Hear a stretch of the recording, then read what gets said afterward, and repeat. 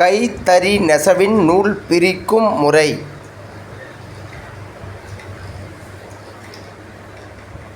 பழமை மாறாது புதுமை வந்து விட்டதென ஏறாது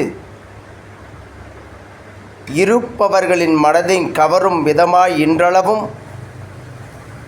இந்த தொழில் இயங்கிக் கொண்டிருக்கின்றது. அந்த அழகான காட்சிகள்